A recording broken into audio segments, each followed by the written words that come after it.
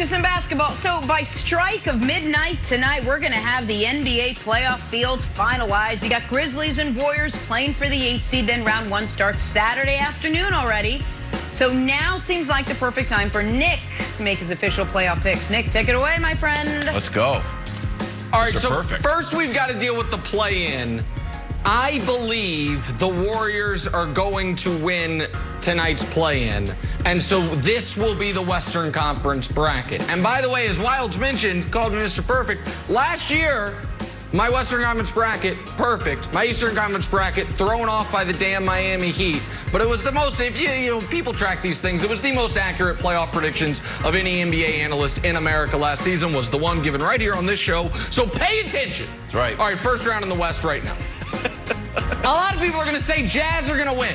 All right, the Warriors are going to win. The Jazz are going to win. I'm not high on the Jazz, but the Warriors, Brandon's point that they were a 39-win team for a reason is correct. I think the Warriors can get a couple games off them. I have the Jazz in 6. If the Grizzlies somehow win tonight, then I would have Jazz in 5. I am picking against my large adult Slovenian son. It breaks my heart. I don't want to do this, but my commitment to take and gambling integrity demands I give you where I'm actually putting my money. I think it's a great series. I think Luka's good enough to get 2 of them off the Clippers by himself. His teammates will pitch in for 1 more, but in a great 7-game series, the Clippers move on. The next one is fascinating. Nuggets-Blazers. Vegas has the Blazers as a slight favorite. Not only do I not think the Blazers are the favorite, I think the Nuggets are going to score 130 points a game in this series. I think I am going to get so many DMs from Denver and Serbia simultaneously because Jokic is going to annihilate the Blazers, and they're going to win in 5, and I have the Lakers in 6. Advance to the conference finals. First time in franchise history, the Los Angeles Clippers are going to make the conference finals. They beat the Jazz in 6. The Jazz are not going to match up well with the Clippers' wings. And the Lakers easily dispatch of the Nuggets in 5. Jokic at that point is going to be a little worn out. It's going to be a lot like the Western Conference Finals last year where he couldn't handle Anthony Davis. And then the Western Conference Finals everyone wanted last year. Lakers, Clippers, going to be a classic. And it is Lakers in a gentleman's sweep.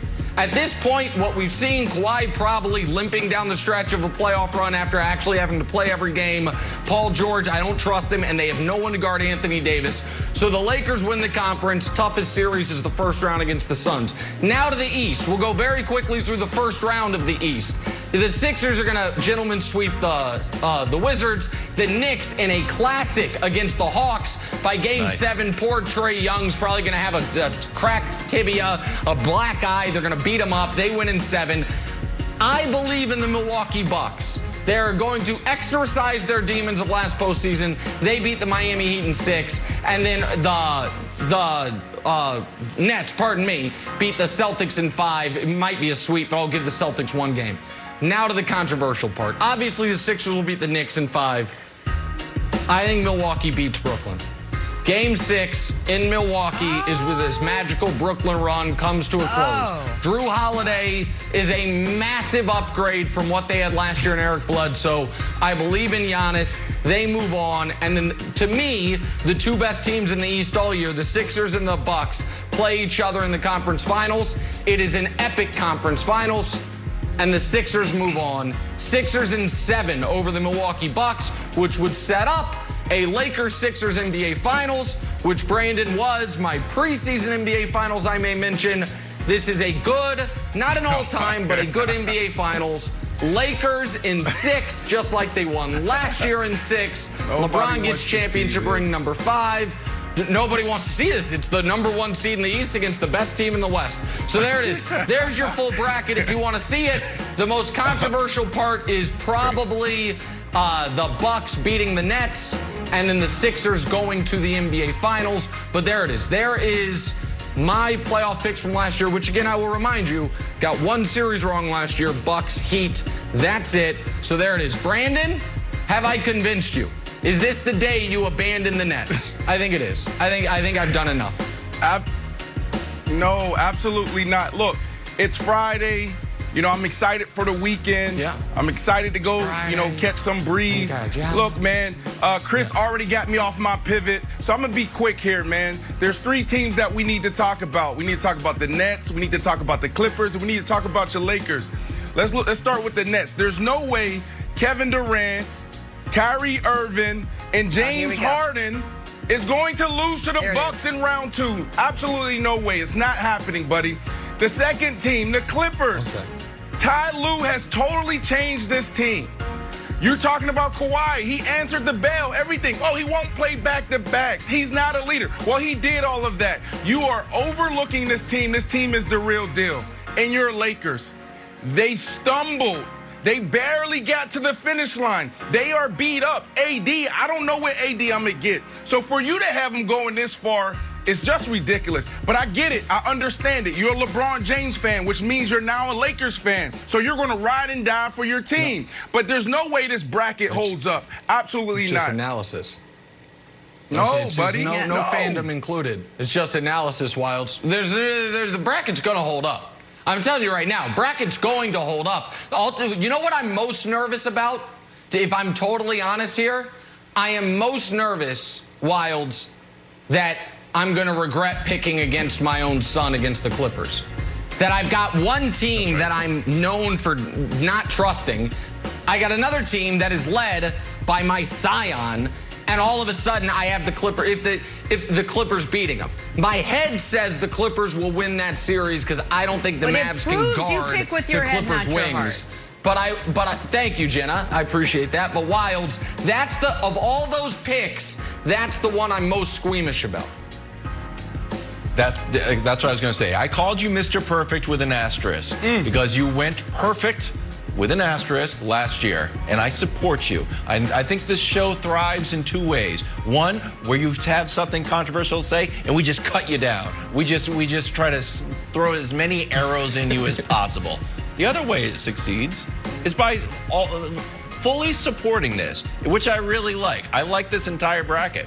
The question for you is this. And maybe I'll throw it to Brandon. Brandon, you saw please do. the Brooklyn. You saw the Bucks sort of like underachieve in the playoffs for 2 years.